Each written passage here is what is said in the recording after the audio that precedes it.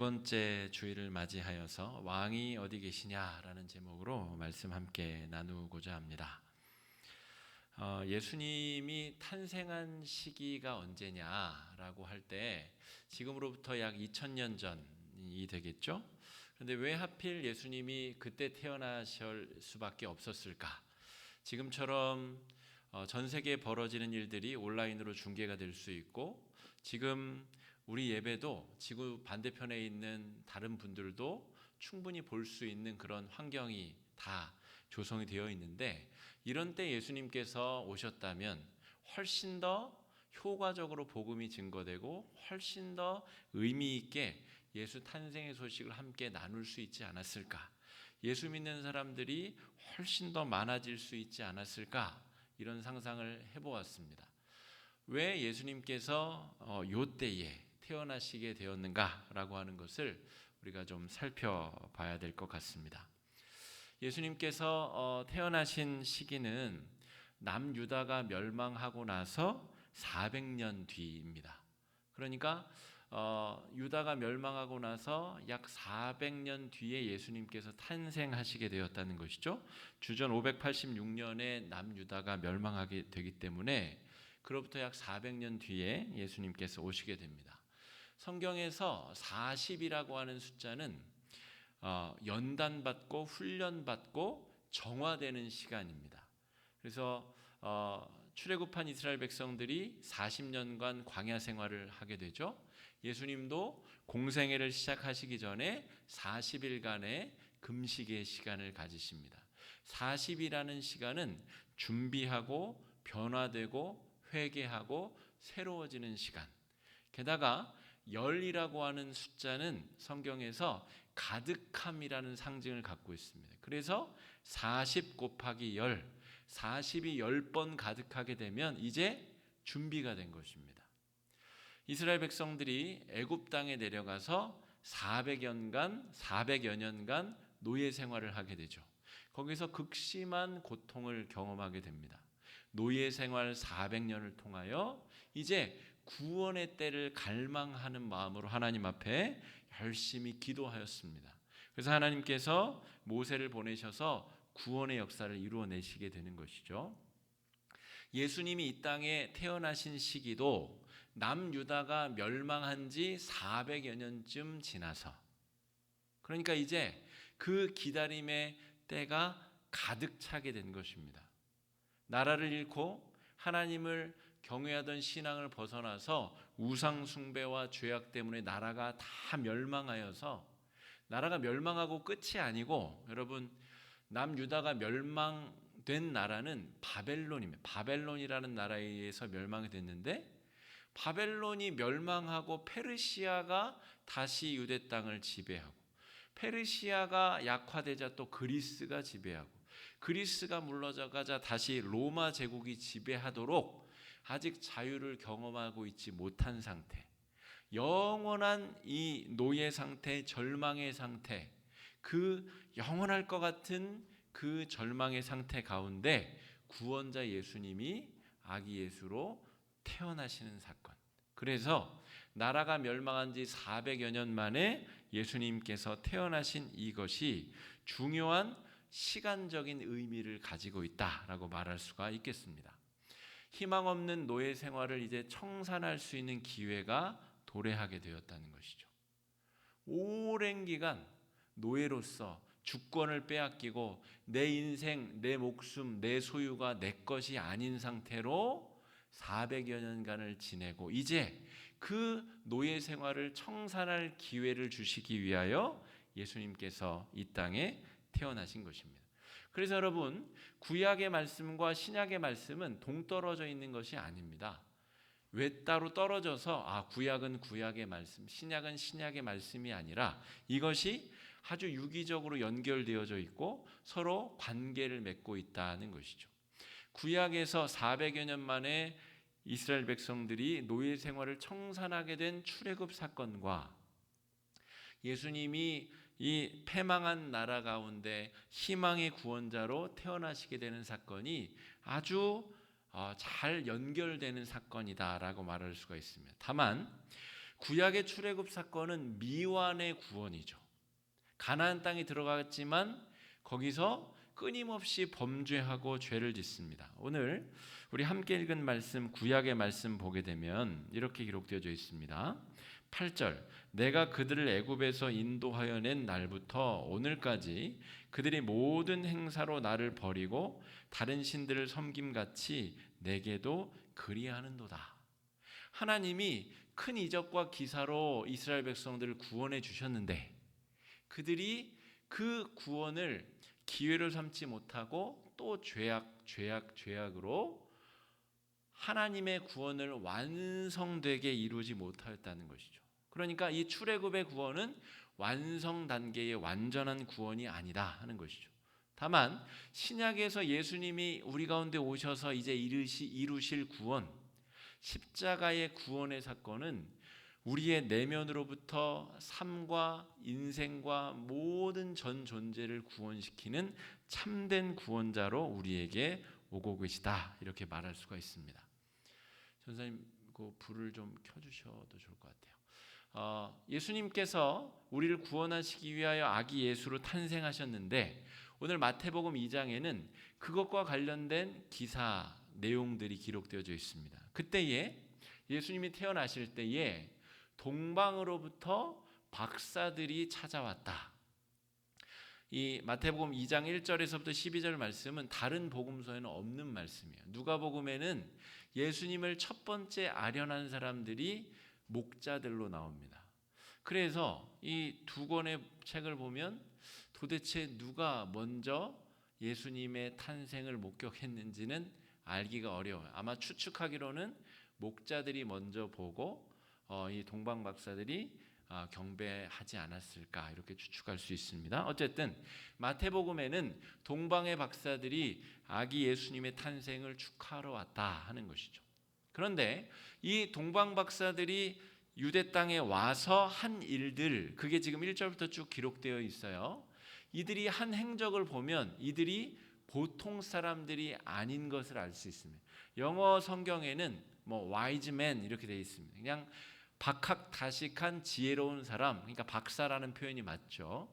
그런데 이들이 유대 땅의 별을 보고 와서 처음 찾아간 곳이 어디냐면 헤롯 대왕의 왕궁입니다. 그러니까 이 왕궁에 찾아가서 왕자가 태어난 것 아니냐, 이렇게 물어볼 수 있을 정도의 사회적 지위와 권한을 가진, 외교력을 가진 사람들, 그러니까 이 각 지방의 대표성을 가진 왕들이다, 이렇게 부를 수도 있겠습니다. 이방 사람들이 예루살렘에 와서 왕에게 예물을 드리는 것은 처음 기록된 것이 아닙니다. 오늘 예수님 탄생 때 이방의 박사들, 이방의 대표자, 이방의 왕들이 왕에게 예물을 드리지 않습니까? 이것이 구약 성경에서 끊임없이 예고되었었던 사건입니다. 이제 예루살렘에 참된 왕이 태어나게 되면 만방의 왕들이 찾아와서 이 예루살렘의 왕에게 경배하게 될 것이다. 예전에 다윗 솔로몬 시대에 솔로몬에게 경배하기 위하여 이방 나라의 많은 사람들이 왔었죠. 그래서 물품도 바치고 지혜를 묻기도 하고 그와 교류하기 위하여서 많은 나라에서 지혜자들이 찾아온 것처럼 하나님께서 이 땅을 구원하실, 이 이스라엘 민족과 이스라엘을 구원하실 때가 되면 이방에서 왕들이 찾아와 경배할 것이라고 하는 예언의 말씀이 끊임없이 기록되어져 있다는 것이죠. 대표적인 것이 이사야서 60장 1절 3절 말씀인데 우리 한번 같이 읽어보겠습니다. 시작. 일어나라, 빛을 발하라. 이는 내 빛이 이르렀고 여호와의 영광이 내 위에 임하였음이니라. 3절입니다. 나라들은 내 빛으로, 왕들은 비치는 내 광명으로 나아오리라. 참된 구원자가 빛을 발하시면 이방 민족들이 고개를 숙이고 그 왕에게 경배하러 나올 것이다. 온 인류를 구원할 구원자가 태어나시자 동방에서 박사들이 찾아와서 예수님께 경배하고 예물을 드리는 일이 펼쳐지고 있다 하는 것이죠. 오늘 본문 말씀 마태복음 2장 2절 말씀을 보면 별의 인도를 따라 박사들이 찾아왔다라고 기록하고 있습니다.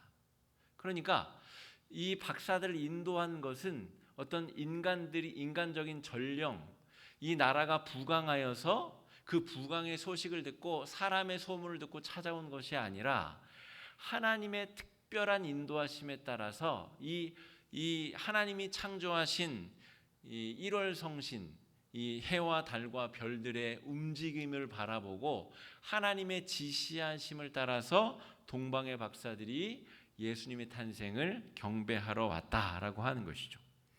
하늘이 보낸 인물인 구원자가 바로 우리가 믿고 있는 예수님, 우리의 구원자로 탄생하신 예수님이시다라고 하는 것을 오늘 증명하고 보여주고 있는 것입니다.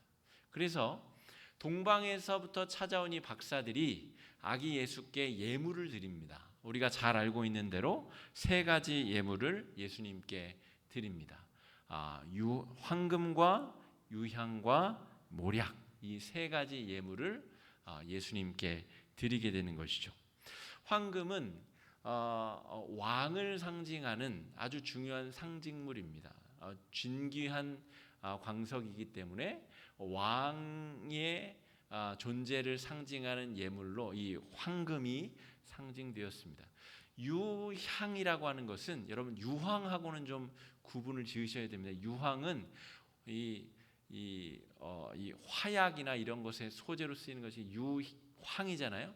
유황이 아니라 유향은 나무 진에서 추출한 아주 진귀한 향기가 나는 결정체입니다. 이것을 녹이거나 가루로 빻아서 향신료에 넣거나 아니면 주 앞에 제사를 드릴 때에 그 가루를 불에 뿌려서 향기를 사루는 아주 진귀한 물품이 바로 이 유향, 향기를 내는 제사장들이 제사를 집전할 때 쓰는 물건. 그래서 제사장 되신 예수님을 상징한다. 우리가 흔히 그렇게 배워서 알고 계실 것입니다. 모략이라고 하는 것은 이 민간 치료제로 쓰이던 아주 귀한 약재입니다. 우리가 놀래면 우황청심환 이런 거 먹듯이 고대 사람들이 여러 가지 질환에 만병통치로 듣는 아주 귀한 약재, 또한 사람이 죽게 되면 그 시신을 오래도록 보존하기 위한 어떤 도구, 재료로 쓰인 귀한 도구가 몰약이라고 하는 것이죠. 이 죽음과 관련된, 치료와 관련된, 예수님께서 우리에게 오셔서 우리의 죄악을 치료하시고 죽은 자를 염할 때 쓰이는 이 도구를 통하여 우리를 구원으로 인도하시고 구원의 첫 열매가 되시는 예수님을 상징하는 재료로 이 황금과 유향과 몰약이 예수님께 드려지게 된다는 것이죠. 근데 여러분, 우리가 이 동방 박사들을 3명으로 알고 있지 않습니까? 3명? 그런데 오늘 본문 2장 1절에서부터 12절까지에만 동방 박사에 대한 기록이 나와요. 그런데 동방 박사가 3명이라는 기록은 없습니다. 오늘 집에 가셔서 잘 한번 집에서 오늘 예배 후에 한번 잘 읽어보시면 동방 박사가 3명이라는 기록이 없어요. 근데 왜 사람들이 3명이라고 생각하냐면 황금과 유향과 모략을 드렸기 때문에 아마 한 명씩 하나를 예물을 드리지 않았을까. 그런데 오늘 보배 합을 열어서 이 예물을 드렸다고 하기 때문에 동방 박사들이 5명이 왔는지 10명이 때로 왔는지는 알 수가 없는 것이죠. 그래서 제가 아까 설명드린 대로 여기서 말하는 동방 박사는 그저 저 동쪽에서 페르시아 지방에서 점성술이나 연구하던 그런 연금술사들이 아니라 예수님의 탄생을 축하하기 위하여 하나님께서 친히 초청하신 만방의 왕들, 만방을 대표하는 이방의 대표자들이 예수 그리스도의 탄생을 축하하기 위하여 하나님이 인간이 되신 사건을 축하하기 위하여 몰려든 아주 중요한 축하 예식이다 하는 것이죠. 근데 정작 유대인들, 이스라엘 백성들은 그 예수님을 알아차리지 못합니다. 오늘 우리가 읽은 본문 뒤쪽에는 헤롯 대왕이 이 예수님의 탄생을 방해하기 위하여 베들레헴 일대에 태어난 2살 이하의 남자아이들을 학살하는 일이 기록되어져 있습니다. 이 유대를 대표하는 왕이라고 하는 자가 예수님의 탄생을 축복하고 경배하기는 이 고사하고 예수님의 탄생을 방해하고 적극적으로 막기 위하여 수많은 생명을 암살하는 일들이 펼쳐졌다는 것이죠. 진짜 왕을 발견하지 못하는 일들이 벌어지고 있다는 것이죠. 여러분, 우리는 지금 강제로 아주 조용한 연말연시를 보내고 있습니다. 물론 이런 와중에도 몰래 가족 모임하고 또 지인 모임하고 그런 분들도 있으시겠죠. 그러나 우리 정부 시책에 따라서 우리가 정말 조용한 연말연시를 보내야 하고 또 그런 시기를 보내고 있습니다. 여러분, 그래서 다른 때처럼 흥청망청 매일매일 약속을 잡고 즐겁게 이 시간을 보낼 수 없게 되자 우리 그리스도인 가운데서도 다른 변화들이 생겨나게 되었습니다. 지루해서 견디지 못하는 경험, 사람들을 만나야 될 것 같은데 만나지 못하는 경험, 뭐를 해야 될지 모르겠는 경험들이 생겨나고 있는 것이죠. 이런 때에 우리는 참된 왕으로 우리에게 오시는 예수님을 진실하게 만나보는 시간을 좀 가져보면 좋겠다. 다른 때처럼 그냥 우리에게 오시는 예수님보다 우리 자녀들에게 무슨 선물을 줄까? 가족 모임에서 뭐 만들어 먹을까? 지인 모임을 어떻게 모임을 가질까? 못 본 얼굴들 만나면 얼마나 즐거울까? 이렇게 우리의 마음을 분산시킬 일이 아니라 참된 왕으로 우리에게 오시는 예수님을 경배하기 위하여 나는 무엇을 드릴 수 있을까를 고민하고 고심하는 시간 되시면 좋겠다 하는 것이죠. 이 사진이 이렇게 기록되어 있네요. 황금과 유향과 모략입니다. 여러분, 이런 모양을 띠고 있습니다. 그래서 유향과 모략은 각기 다른 종자의 나무에서 추출한 진액을 응고시켜서 얻는 아주 진귀한 약재이자 향신료입니다. 여러분, 이것들이 예수님께 드려지게 되었다라고 하는 것이죠. 이때에 헤롯 왕이 당황하는 모습을 보이게 됩니다. 동방 박사들이 헤롯 왕궁에 가서 예수님이 우리의 구원자가 어디 계십니까? 라고 묻자 헤롯 왕이 당황하게 되는 모습을 보이고 있다는 것이죠. 여러분, 이 헤롯이라고 하는 이 왕이 누구인지 우리가 오늘 좀 구체적으로 살펴볼 필요가 있겠습니다. 이게 왜 여기로 넘어가죠?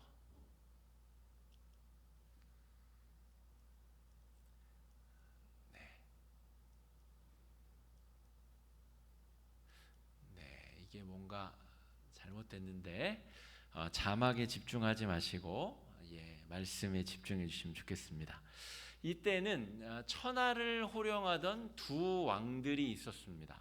오늘 제가 이 참된 왕이 누구냐라는 제목으로 말씀을 전하고 있는데, 이때는 두 명의 유력한 실제하는 왕들이 있었던 때입니다. 그 첫 번째가 바로 오늘 이 당황하는 헤롯 대왕이라고 하는 사람입니다. 헤롯 대왕은 제가 사진을 준비했는데 아마 지금 좀 문제가 있는 것 같습니다. 헤롯 대왕, 예수님이 태어나실 때 헤롯 대왕이 유대 땅을 통치하고 있었어요. 오늘 1절 말씀에도 헤롯 왕 때에 예수께서 유대 베들레헴에서 나셨다라고 기록하고 있죠. 이 헤롯 왕은 누구냐면 아주 노회한 정치꾼입니다. 정치력이 아주 탁월한 사람이에요.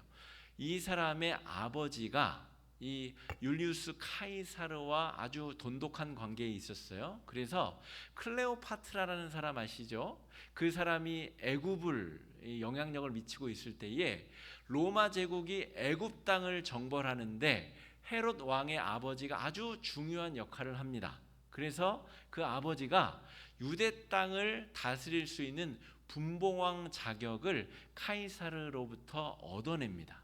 그리고 그 통치권이 이 아들 헤롯 왕에게까지 지금 유지가 된 것이죠. 그래서 이 헤롯 왕은 로마 제국 안에 유대 땅을 다스릴 수 있는 특별한 권한을 가진 분봉 왕입니다. 그런데 이 헤롯의 집안은 본래 유대인 집안이 아니에요. 이 헤롯 집안은 이 에서의 자손인 에돔 사람입니다. 그런데 유대 땅을 다스려야 되니까 이 혈통의 정체성이 이 정당성이 없잖아요. 그래서 부인을 유대인으로 맞아들입니다. 그리고 유대인들의 환심을 얻기 위하여 무슨 짓을 하냐면 예루살렘 성전을 아주 화려하게 짓습니다. 지금 예루살렘에 가시면 이 통곡의 벽이라고 하는 서쪽 벽이 있잖아요. 그 성벽을 아주 비롯하여서 예루살렘 성전을 아주 화려하게 중건하여서 본인이 이스라엘 백성이 아님에도 불구하고 유대인들의 환심을 얻어서 유대 땅을 다스리는 통치권을 행사한 왕이 바로 이 헤롯 왕입니다. 그런데 이 헤롯 왕에게 진짜 왕이 태어났다는 소식을 듣자 이 헤롯 왕이 얼마나 당황했겠습니까? 또 두 명의 왕이 통치하고 있다라고 말씀드렸죠. 또 한 명의 왕은 이 가이사 아구스도, 우리 누가복음 2장에 보면 가이사 아구스도 때에 예수님이 태어나시게 됩니다. 여기서 말하는 가이사 아구스도는 로마의 황제 아우구스투스를 이야기합니다. 이 사람도 대단한 사람입니다. 대단한 사람 둘이 통치하던 그때에 예수님께서 진짜 왕으로 태어나셨다는 것이죠. 아우구스투스는 어떤 사람이냐면 이 전통적으로 로마는 공화정이었습니다. 민주적으로 통치가 이루어지고 있었던 제국이라는 것이죠. 그런데 이 아우구스투스 때에 이 공화정을 철폐하고 독재정으로 들어가게 됩니다. 이 위대한 왕이 영토를 넓히 확장하면서 대적자들을 다 숙청하고 자기가 황제가 됩니다. 황제. 그래서 이 아우구스투스 때로부터 황제정이 시작이 되고 이 아우구스투스가 죽은 이후로 얼마나 이 사람이 위대했냐면 이 왕을 황제로 추앙하는 일이 펼쳐지게 됩니다. 그러니까 아우구스투스와 황제가 공동으로 다스리고 있는 이 유대 땅 베들레헴에서 아기 예수가 태어나시게 되었다는 것이죠.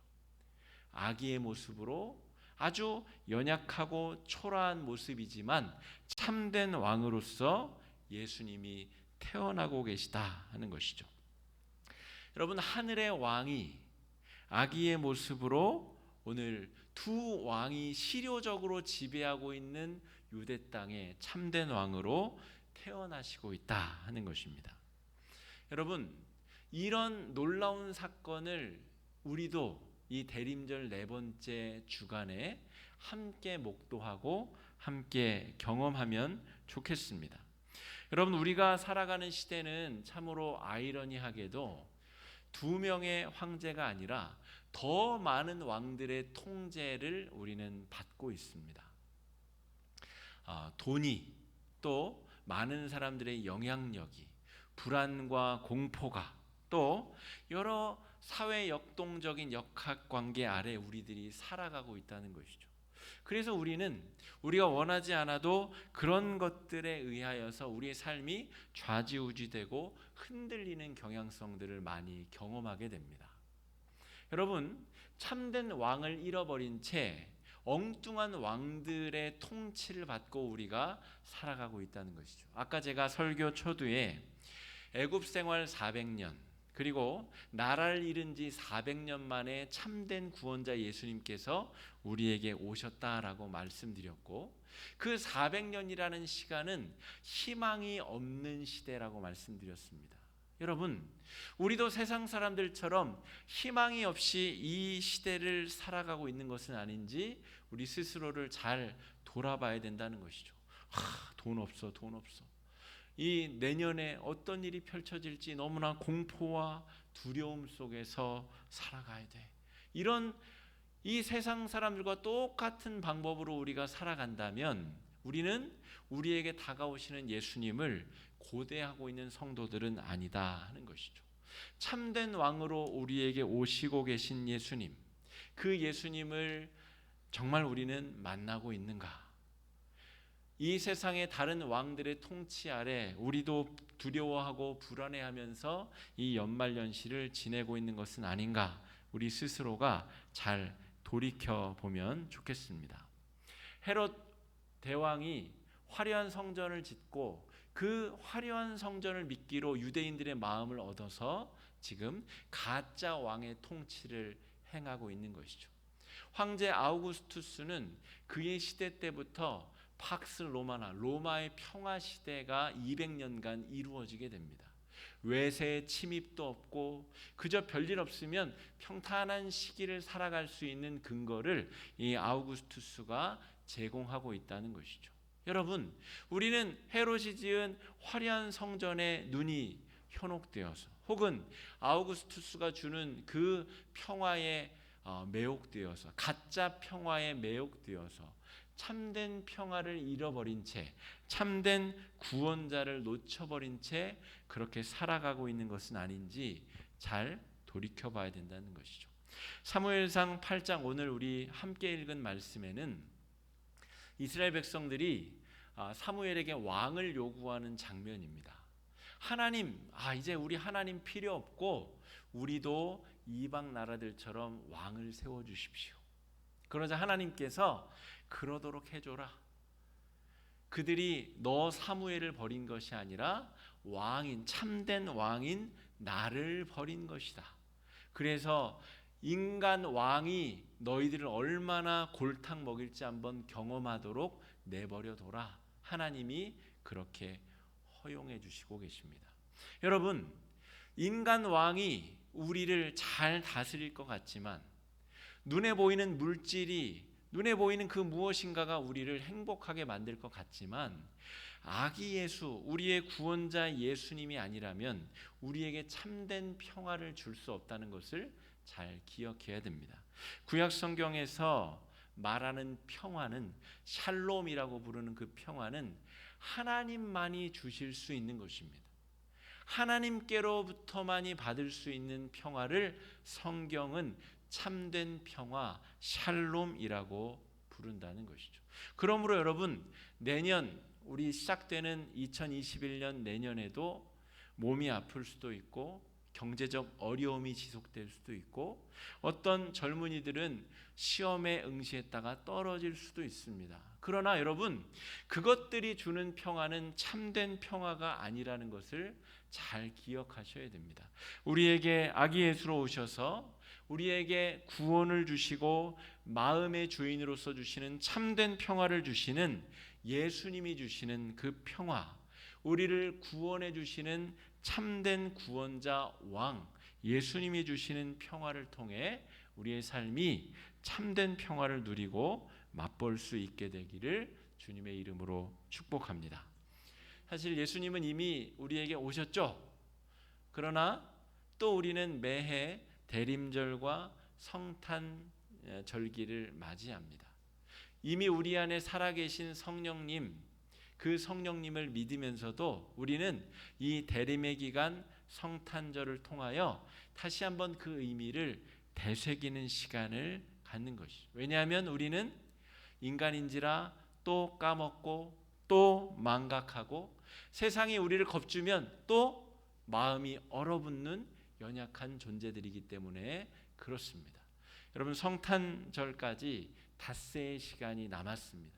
이 닷새의 시간 동안 우리 참된 왕으로 우리에게 오시는 예수님을 바라보시고 우리가 황금과 유향과 몰약은 드릴 수 없어도 우리가 하나님 앞에 무엇을 드릴 수 있을지 우리의 마음, 우리의 가장 소중한 마음의 주권을 참된 왕이신 예수님께 드리실 수 있는 귀한 한 주가 되기를 주님의 이름으로 축복합니다.